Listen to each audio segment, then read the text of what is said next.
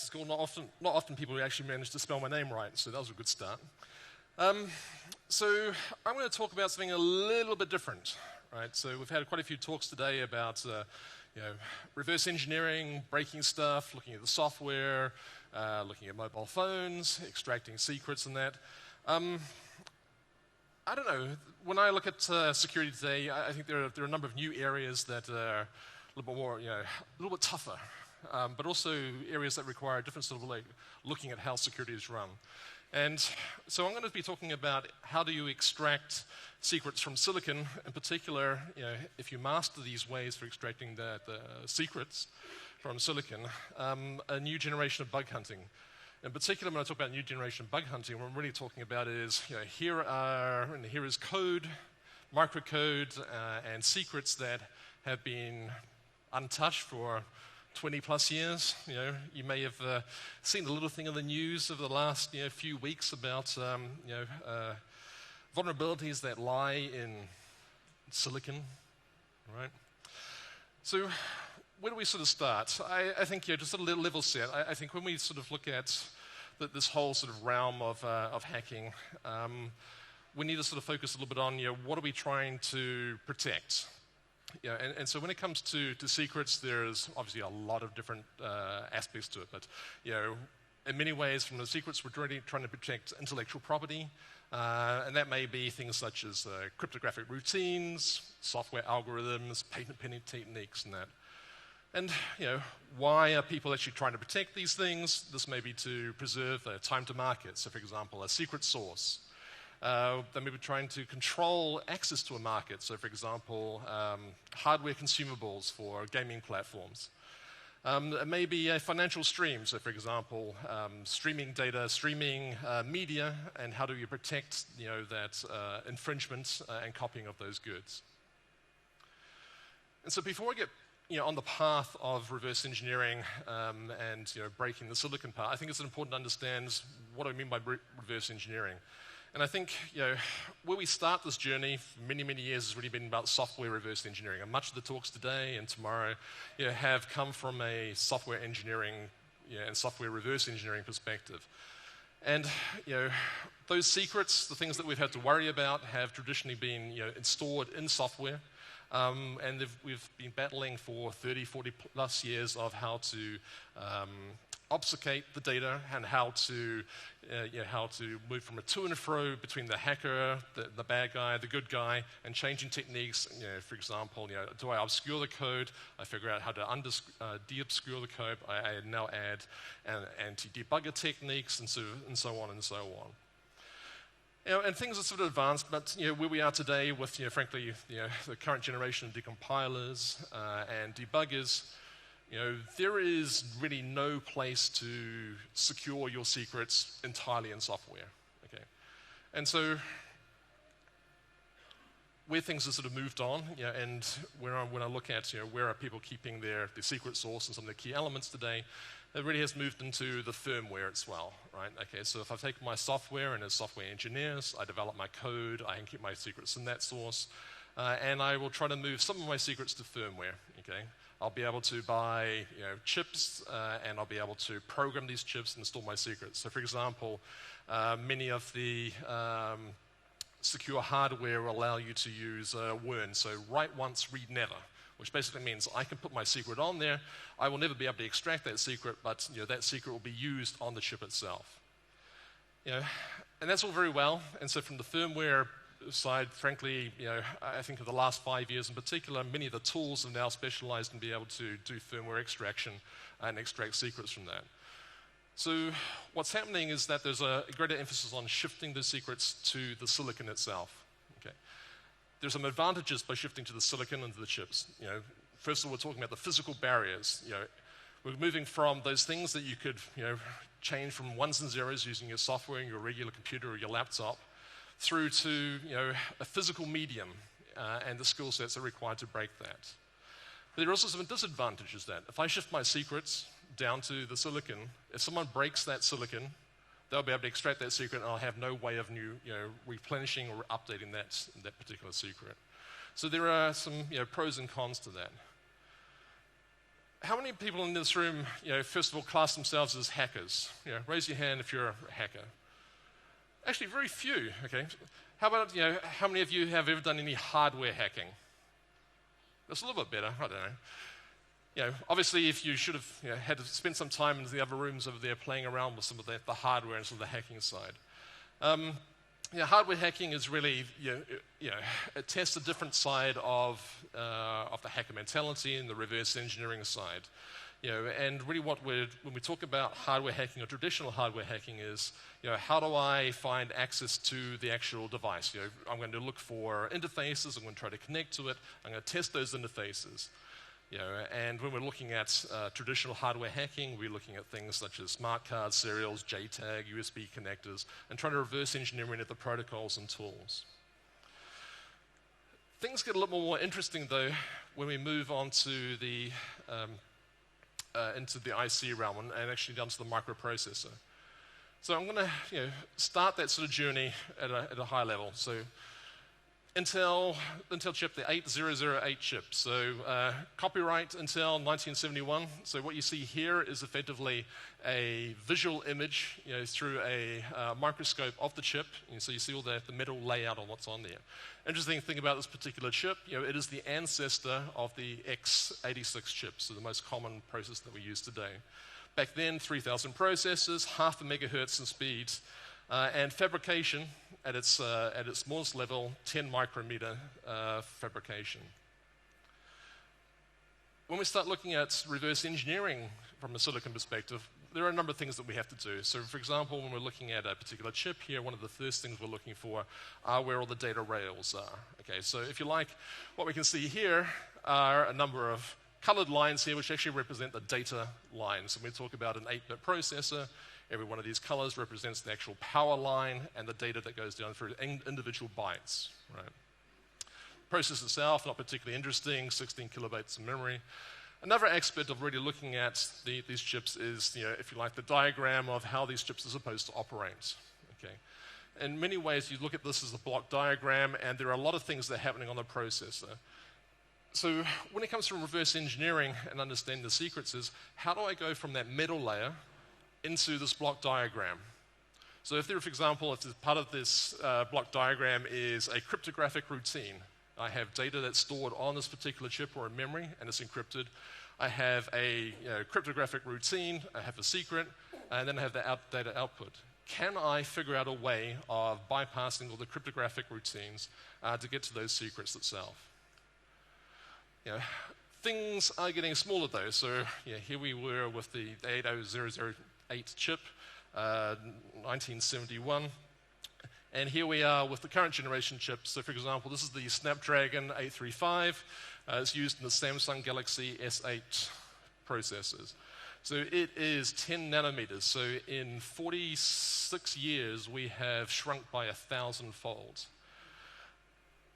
One thing to bear in mind, though, is that when we talk about these very small fabrications, so 10 nanometers, is that 10 nanometers is obviously very, very small, right? But the chip itself doesn't necessarily mean that everything inside it is at 10 nanometers. 10 nanometers normally is what when we're talking about the size of the chip is this part here of the silicon, and in particular the transistor design.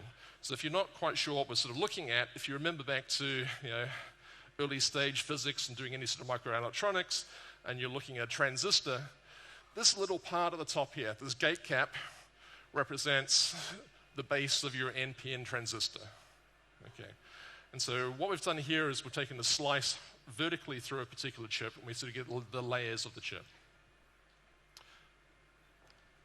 All right.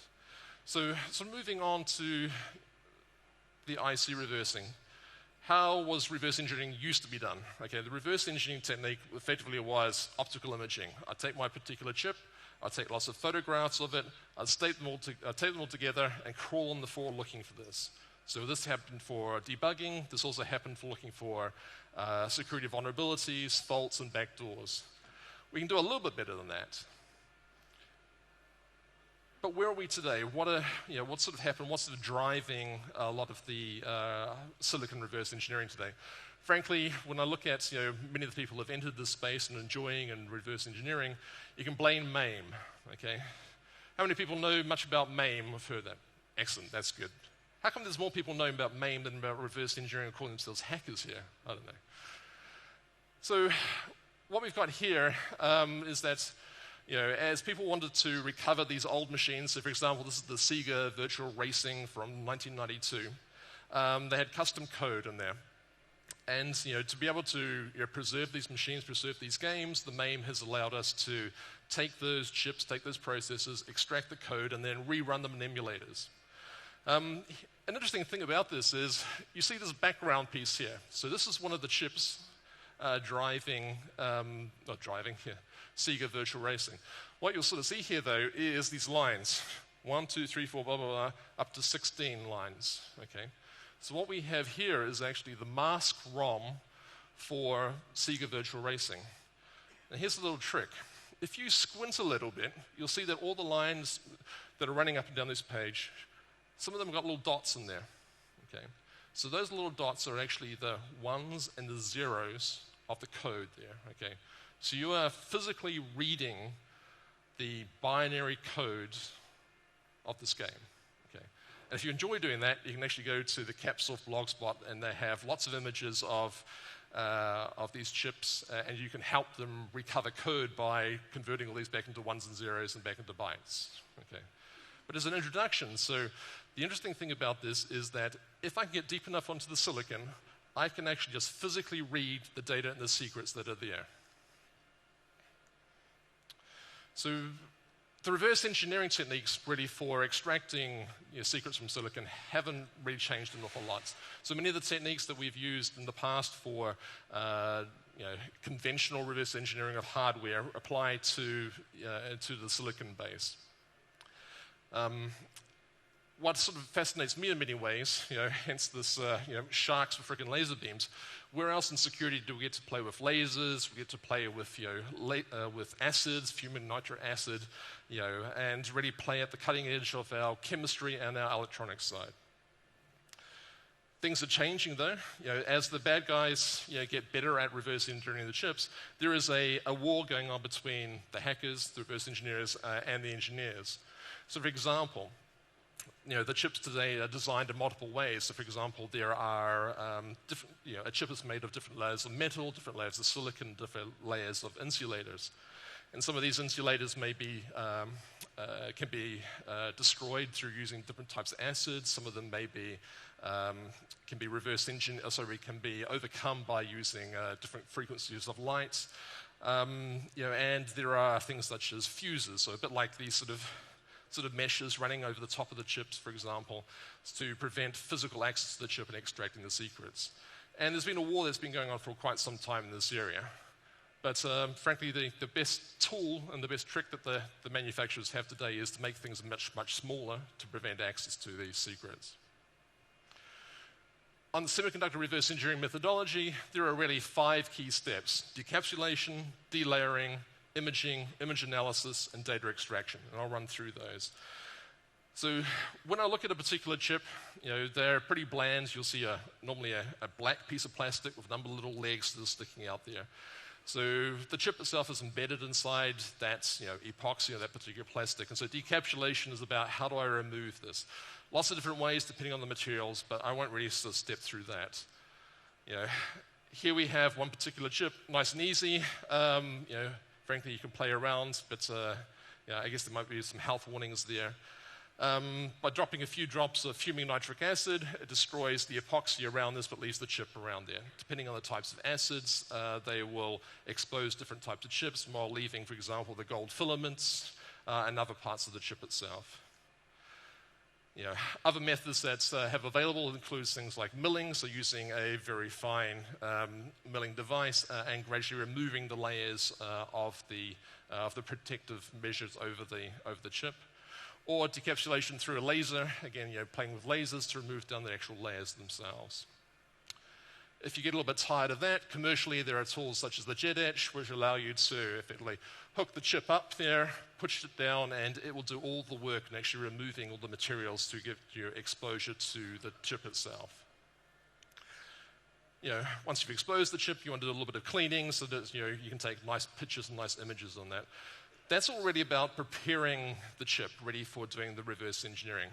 But so when I talk about delayering, what am I trying to do? So why do I want to delayer a integrated circuit? So if I was to take a normal look at a chip, so for example here we have Apple's A4 microprocessor. From the front, from the back, not an awful lot of help there. It's going to provide me insights into what's going on there. If I take an X-ray, I'll get probably not an awful lot of value out of that X-ray, right?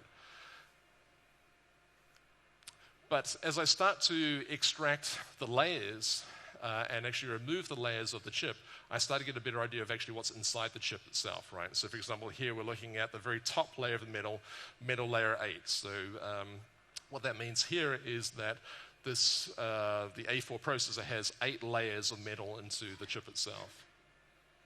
And of course, what I can also do is I can take a slice vertically through the chip and sort of work out all these different layers. This is important for me. By understanding what all the layers are, I can start dialing in how much do I need to remove of a layer to be able to expose the layer below it. But delayering is a difficult task. So for example, what we've got here is that, I talked about multiple different layers. So for example, in this particular chip, we see 5 different layers of metal, and there's layers between there. What we also see are, for example, here some metal areas that cross between layers. Okay, so these are called vias. So this connects one layer to the next layer of the actual chip. It's getting a lot more complicated today. So for example, here is a newer generation of chip, and actually has 3 chips in one stacked on top of each other, connected together, right? And so things are becoming much more complicated, but it's still overcome. So there is an art to delayering, and it's a strange sort of art. Okay, so when you sort of think of these chips, very very small chips, what I've got to do is I have got to extract micrometers of material per layer, get it evenly, and then take a photograph and then move on to the next layer and move on to the next layer. So when it comes to reverse engineering a chip, normally we're not talking about reverse engineering a single chip. We're looking at a bag of chips and going through many of them because they're getting lost, getting broken, and also it's very delicate work as we remove one layer at a time. And as we move through those particular layers, we can start to reveal the secrets of the integrated circuits. We have a number of tools in our arsenal. Okay, so when it comes to visibility, the 3 big pieces being the optical microscope, so that gives us somewhere between a 500 and 1500 times zoom, a fib, which is a focused ion beam, which gives us somewhere between 250 to 800,000 times magnification, and then a SIM for a scanning electron microscope, which gives us 1 million plus magnification. Okay, so I've gone through a chip, I've managed to remove all the protective materials, and then I'm going to go look at each layer of the particular chip and start imaging these things. There are a number of different techniques. So front-side analysis. So this is effectively, if I extract those particular layers, I put them into a SIM, and I start taking an image here, right? If I've got something that's I've zoomed in 1 million times, and the chip itself is maybe 5 millimeters by 5 millimeters, that means I'm going to have something like 300 or 400 images wide by 300 or 400 images deep, and five times the layers of metal, for example. So it becomes a very complex task, a bit like stitching all these sort of images together to build that big map that was laid on the floor originally. So when it comes to reverse engineering chips, this part of the job is the part that sucks the most, absorbs the most amount of time, and was probably where most people in this who do this type of work lose their hair the most. Right. Another method that's interesting is really the backside analysis. Okay, so this is where I take the chip, I remove some of the substrate, but I can just view the chip, including when it's powered up, from the underside. Interesting part about this is that the underside of the chip will be silicon, right? Because this is where the transistors are. Silicon is transparent to near infrared, right? So by using these particular techniques, I can actually get a layout, an understanding of the chip and how the chip's fabricated and how how the logic of the chip has been designed from just looking at the backside of the chip itself. It's getting a lot more difficult, as more people do use these type of tools and techniques. One method about this is that you can add dopants to the silicon, which then stop the infrared from actually working. So again, this good guy hacker back and forth from protecting chips. So as I build up these photographs, I can then start doing sort of image analysis. So for example, here, just using Photoshop, I have all my different photographs of each layer of metal, and I can build these things up there. Again, so I have to layer these things over top of each other, and I can start mapping where all of the actual circuits and routes start going through.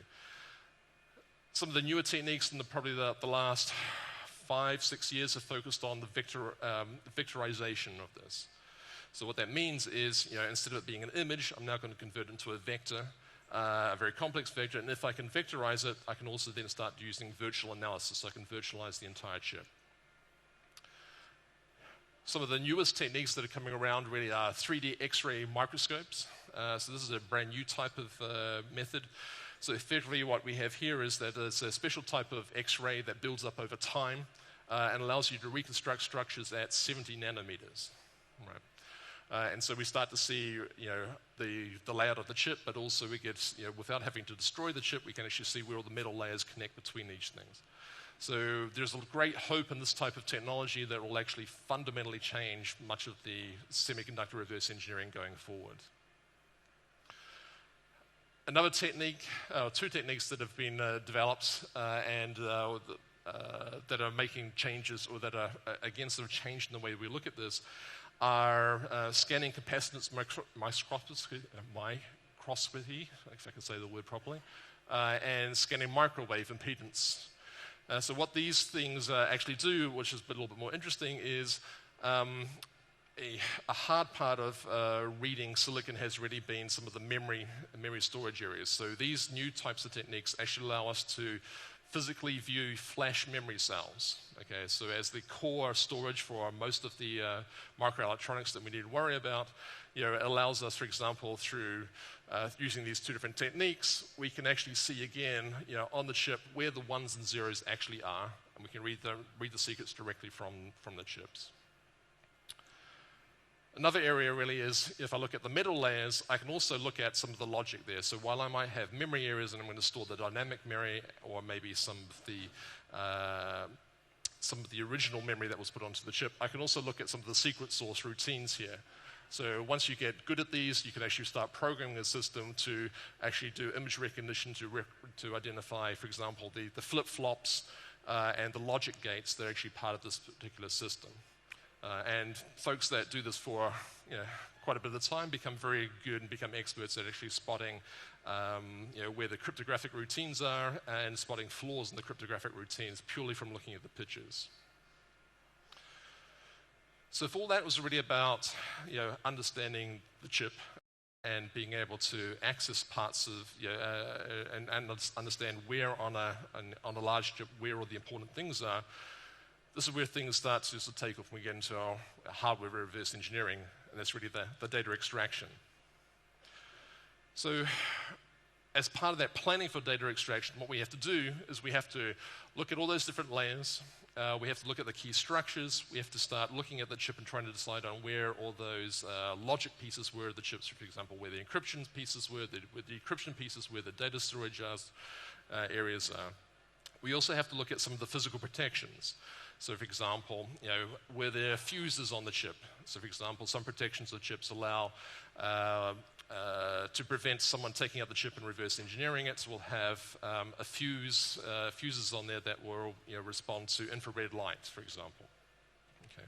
Also, some of the chips will also have, you'll need atmospheric controls because they will destroy themselves very quickly in normal light. So one of the techniques that works very well is using a FIB.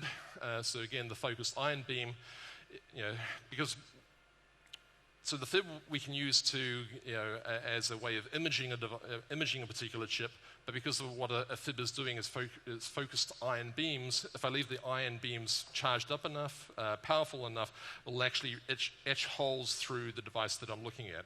And I have great control, right? So I can, so for example, these are very close-up shots here, and these are the types of holes that I can cut into the actual chip between layers and between individual layers of metal and between the circuits and reach into the chips.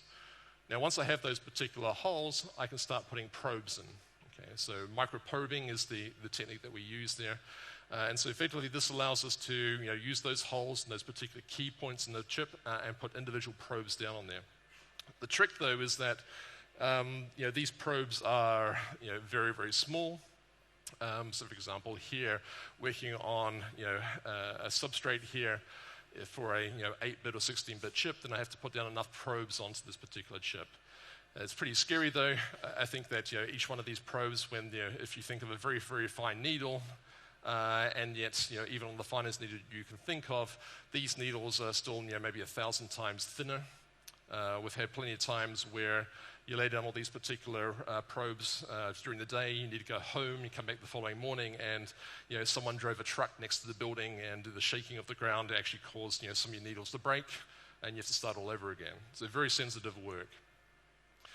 What that allows us to do, though, is by putting on the probes, it allows us to start actually doing the probing itself, right? And so we can use, in this case, programmed oscilloscopes and logic analyzers to start looking at the chip.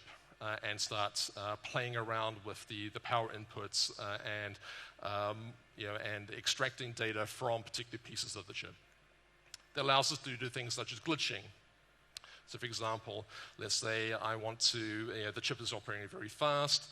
By using glitching, I can slow down the chip, slow down the memory processes, and look closer at the particular details. I can then bypass, or I can choose to bypass different processes within the chip. Or I can start adding different types of interference to be able to cause strange actions that allow me to extract new data and new secrets from the particular chips themselves. So when it comes to the chips themselves, for example, when I talked a little bit about the MAME and helping MAME recover the chips, the code, on mask ROMs, so much of the code that is physically on the chip to begin with is not encrypted. And unlucky for many of the manufacturers of the chips today, those that say that they are encrypting it are actually just XORing the code itself, right? So very easy to extract, very easy to move on. So if I'm able to get that visibility, what else can I do on the chips there? So today, another area of really looking into this area really involves simulation software. Okay, so if I can build up that map of all the layers of the metal there, and I can work out where all the memory areas are, and I can vectorize that, I can now start importing all that data into CAD systems. I can replicate the particular chip. And I can start virtualizing the chip and actually do all of my glitching in memory at a very fast pace. So many of the techniques we've learned over the last decade focused on fuzzing techniques for software can now be applied to the hardware side when we start virtualizing the software of the microprocessors themselves. So what does that really mean? I mean, it's apart from being fun playing with lasers, playing with acids, and extracting that secret sauce, the magic code and things, what does that really mean for us sort of going forward? I'll give you a few examples when it comes through like a consultancy side. Counterfeiting. Why would someone really want to counterfeit chips? So here we have couple of chips that look very, very similar. They've got the exactly the same type of manufacturing stamps on there. They're being called the same type of chip. In this particular case, what happens, the organization that were using these chips in their particular boards were very happy. Everything was going all right until one day the manufacturers put out a firmware update. They rolled out the firmware updates to their hardware, and many of the devices started failing. And what happened was that some of the chips are being counterfeit chips, and they had less memory actually on the chips themselves. And so the firmware had made use of additional code, required additional memory on the chip, thought there was a normal amount of the chip, normal memory on there, and they started to, it started to fail on that side. Why would anyone want to do that sort of counterfeiting? First of all, by counterfeiting, you don't have to pay your sort of licensing costs for these particular chips. For example, you don't need to have additional signed drivers. There's no advertising and marketing. But more importantly, you can reuse existing dies and fabrication technology. Okay.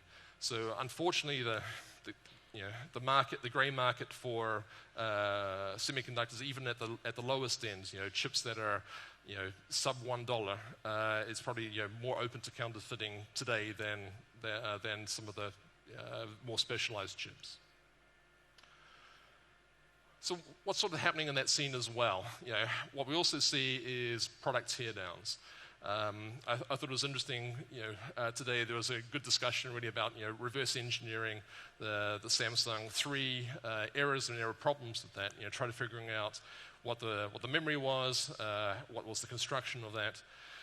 From the other side is that, if you went down the teardown side, you actually, pull out the microprocessor and you start looking at this. And so, for example, here on the iPhone 8 Plus, we have a system on chip, and we have the size here, and we can start labeling the parts of the chip. So, for example, what's the system on chip? We can see where the main processors are, 2 CPUs, and with the GPUs and that.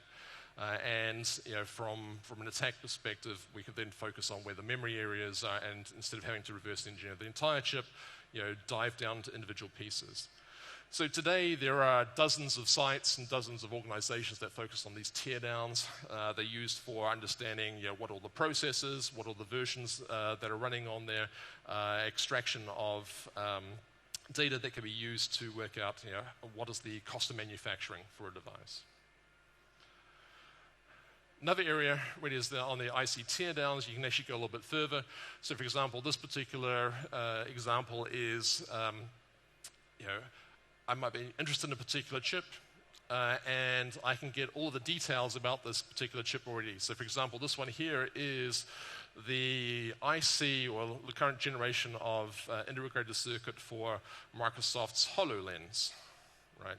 And so effectively here, this particular site, they go reverse engineering the actual microprocessor itself, and they will sell you all of the photographs and all the diagrams. So that entire process of reverse engineering, you can go to the sites and not have to do it yourself, just download, pay a little bit of money, and that. And once you have that sort of thing, really you can start focusing on the secrets. So if you don't really want to extract those secrets yourself, there are plenty of organizations who actually specialize in actually extracting those secrets on your behalf.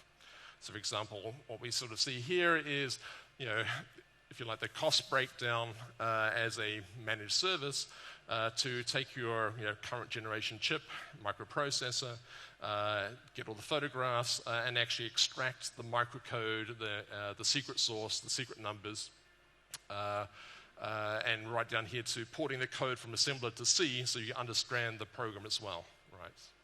So there is an entire ecosystem around the reverse engineering of the microprocessors.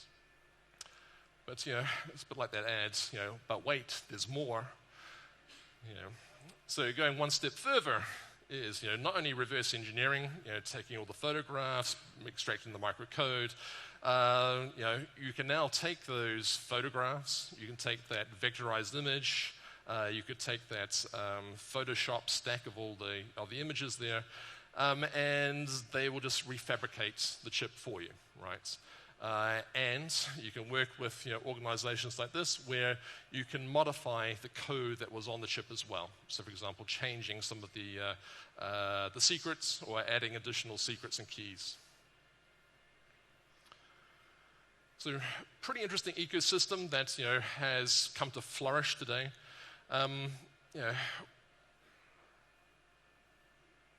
What's with that sort of space? What do we really? What's sort of really possible? Okay, so the imaging techniques that we have today allow us to read the bits at the metal layer. Okay, so that, for example, the mask ROM allows us to get that original code that was etched onto the chip by the chip manufacturers, extract those secret numbers, the secret code, and effectively have full control of the device at that level. It also allows us to read the bits at the silicon level. So if you like, the storage memory, the flash memory, for example, all those things that, as a software engineer, those particular secrets I wanted to store in an impossible to get place, I've moved them to the silicon. However, it can now be read either manually or through automated processors. I can read the gate arrays, okay, so I can evaluate the etched algorithms, that secret source for a new cryptographic routine, for example. And I can virtualize everything into if you like, a simulation of the chip, and I can start using many of the techniques that we use for conventional software bug hunting against the chip itself. I've also got a bunch of probing techniques, right? So I can take those code and memory dumps and part of an IC, and I can start looking for physical ways of bypassing these technologies. How about an example? Really. And so when I look at one of these things, let's look at attacks against a mass-produced device. This one here is something so interesting that sort of worked, and it was also a bit of a real, frankly, pain in the ass. Is that if you're familiar with the laser printers and laser toners, right? So you may have heard many of the manufacturers saying, our laser printers do not work with non-genuine parts. Make sure you have the genuine laser toner, for example. How many of you realize that, or have sort of thought about how does the printer know that the laser toner is the correct one? The answer to this is that every single toner cartridge has its own microprocessor, has a magic code, and has a magic number. And on the laser printer has a method of reading that and querying that chip and extracting that number and comparing the codes. So for example, so why would someone want to do that? Why would a manufacturer really want to protect their toner cartridges, right? Key things really being on here are, there's a lot of, in the printer markets, the money really comes from over long term from revenues from the actual toner cartridges themselves as opposed to the printer itself. So the longer that a manufacturer can prevent someone using a non-genuine toner or a refresh toner, the longer they can make the maximum return on that investment. Interesting enough, this particular organization that we're working with, their criteria was it should take a minimum of 3 years for someone to reverse engineer the chip, extract the secrets, and to produce and to bring to market a new toner cartridge against this sort of thing. So what does a hacker must do? You must be able to extract the protocols, the functionality, and the algorithms. You need to be able to extract the keys and the sensor parameters, and you have to figure out how to commercialize the entire attack. The reason why this one was an interesting analysis or sort of work through was these chips are tiny, right? So the chips that are on the printed cartridges are, at least in this particular one that I worked on, are about 0.5 millimeter by 3/4 millimeter in size. Okay, so imagine those photographs where you saw someone using their finger holding it above a little sanding disc, trying to move one layer at a time. You try to get something like that flat and try to remove 7 layers of metal and get the images. Each one of these particular chips looks like you throw them into a bag and it looks like someone's ground some peppercorns, and this type of thing. So much of the techniques and the hardships in actually extracting the secrets has to do with the physical manipulation of the semiconductor itself. I think in this particular one, while the manufacturer were aiming for about 3 years for someone to reverse engineer, I think it took about 5 days, 6 days, if you ignore the amount of time of people losing chips because they got stuck to fingers and things like that. So what were some of the defenses and what sort of things should we really look at? Okay, so when it comes from, hardware and software have to work in symbiosis when it comes to security. Okay, so instead of, the defenses really look about, from a defense perspective, we should be looking at ways that I can revoke and update keys actually on the hardware and the software at the same time. Okay. You can look at more sophisticated crypto algorithms, but frankly, the more advanced crypto is actually uses more energy. But from a reverse engineering perspective, and most of these types of chips that we're looking at today, you can just simply bypass the crypto algorithms themselves by just simply putting your probes in different places and extracting the secrets that way. So software encrypted algorithms and memory that erases the chips in memory, right? So the ability to, again, use that symbiosis where if I feel that this particular chip or range of chips has been hacked, can I now flash that algorithm on those particular chips and reprogram them remotely, so that all that work that went into extracting those secrets and magic numbers no longer actually applies anymore. A lot of work is also going into optical sensors that erase the chips as well. So the ability, if someone takes that chip out, how to destroy the memory on the chip, because of the way that the data would normally be extracted for reverse engineering. I think there's another area, and this is where I do worry an awful lot really, is about the backdoors. So today,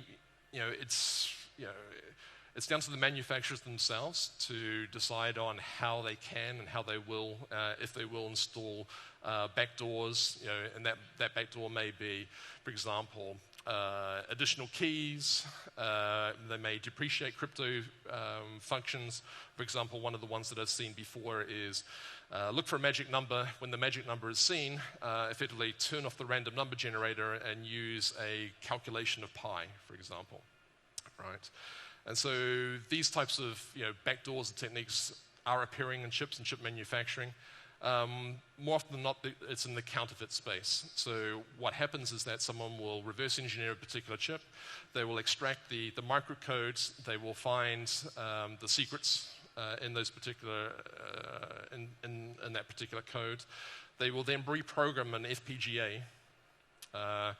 And add their additional routines or add additional certificates, additional keys, and then push that out through the supply chain. One of the hard parts, though, is really hunting for backdoors in chips is really, really difficult. Doing it manually is almost impossible. It's more about being lucky when you actually find these things. So the newer technology is focused on the virtualization of the chip, makes things a little bit easier, but we're still probably half a decade away from that becoming mainstream. So what about the threats that are going forward? Today, if I was to go out and buy a SIM or a FIB, that's about $500,000 per machine, secondhand, right? And if I want to get a focused ion beam system that will handle down to 10 nanometers, it's probably going to cost me about $3 or $4 million.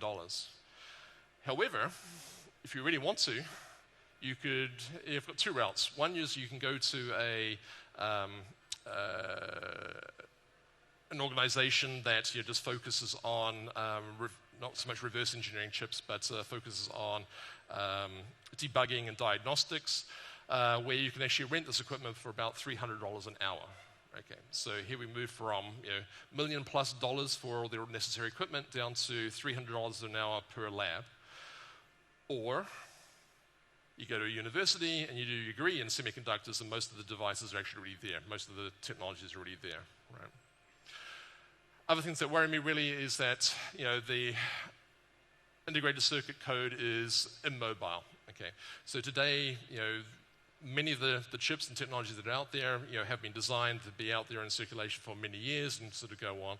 So the ability to actually reverse engineer these particular chips and find vulnerabilities means that once you find this particular vulnerability, it is nigh on impossible for the chip manufacturers to fix that vulnerability. And as we look at the IoT space, many of these technologies in the chips. So, for example, I was looking at the chips that are used in what are they called? These are when you're driving on, you're coming on the road, and you'll see sometimes a little cutout circle or a square in the road, where there's a sensor that identifies that a vehicle has passed over it, right? So there's a new generation of these little things that are about this sort of size, maybe twice as deep, which with a little arrow on top, you physically put it inside the road and you cover it up with concrete tar seal and things like that. Every time a car goes over in a direction, it measures how fast the car is moving and what direction roughly, and whether it's stopped. It then broadcasts through an unsecure channel to another system that then helps control the lights, the lighting system, and other feedback for traffic analysis. The problem is that these devices from some new manufacturers have, the chips themselves have vulnerabilities in their, in quotes, secure communications, XOR communications. So now we have a device that's physically installed in hundreds of cities and has a vulnerability that will never be fixed until they physically dig up the roads and put these things back together again, right? But what it also means is that, for example, a certain cell phone manufacturer had a proprietary Java engine that they put in physically into the chips into their phones. Their reasoning was that they wanted to make that Java as secure as possible, so by putting it onto silicon, no one would ever be able to extract the Java engine, and so no one would be able to find vulnerabilities. Guess what happened? Right? The Java was extracted, multiple vulnerabilities were found that cannot be fixed, and so the answer from the manufacturer was, we have a new phone coming out next year. Okay. So the problem here is really that unpatchable critical vulnerabilities, and they're a black eye for the vendor. And so when I look at the space, I think whether you're a software engineer or a reverse engineer or a hacker, really there is no safe space for securing data today. The techniques that are available to extract from the silicon are interesting, and while there might be disclaimers saying, please do not try this at home, as long as you don't eat Tide Pool for breakfast, take care, you can actually play around with many of these techniques, and just like the hacker areas around here, you will learn an awful lot from this. As a wrap-up, hat tips. Two people who are the experts in this area that do this full-time, really love this stuff.